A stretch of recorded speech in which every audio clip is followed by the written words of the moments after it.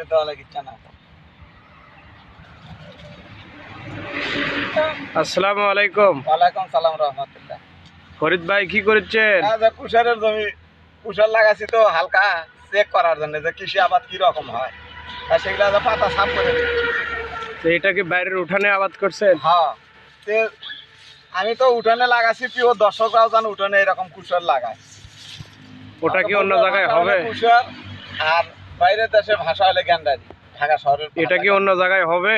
হ্যাঁ হ্যাঁ, এটা অন্য জায়গা পুঁতে দিলে হয়ে যাবে।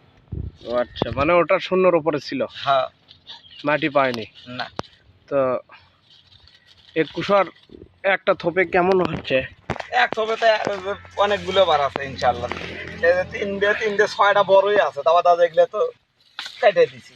মানে ওগুলা না আগে খাচ্ছেন? হ্যাঁ, তারপরে এখনো ছয়টা বড় স্টিল আছে।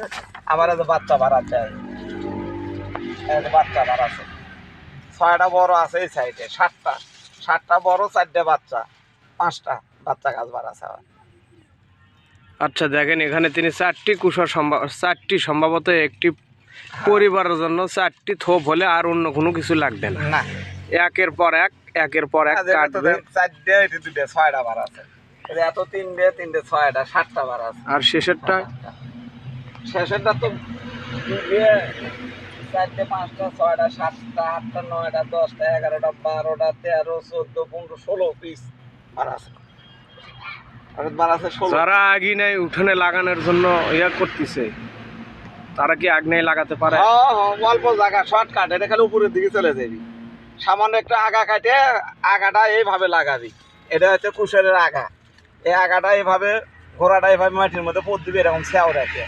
তাহলে এই জায়গাতে চোখ বাড়াবি, এই জায়গাতে বাড়াবি, একটা গ্যান্ডারির থেকে 3টে চোখ বাড়াবি। এটা আগা এরকম পাতাল করে লাগালে খালি মাথাটা যেন 2 ইঞ্চি থেকে 4 ইঞ্চি হাই থাকে। তো প্রিয় দর্শককে কি বলবেন? প্রিয় দর্শককে বলবো, আপনারা সবাই বাজার থেকে কিনে খাবেন, পার্শ্ববর্তী নিজেও চাষ করে খাবেন। বাড়িতে উঠানে আগ্নে খোলাতে যদি জায়গা থাকে এক সাইডে একটু লেগে দেন, 4টে আগা লাগান। 4টে আগা লাগালে আপনার 200 কুশার খাবেন প্রতি বছরে, তাতে মিস নাই না ইনশাল্লাহ। 100 কুশার খাইতে পারবে ইনশাল্লাহ। ঠিক আছে ফরিদ ভাই, ধন্যবাদ। আসসালামু আলাইকুম। ওয়ালাইকুম আসসালাম রহমতুল্লাহ।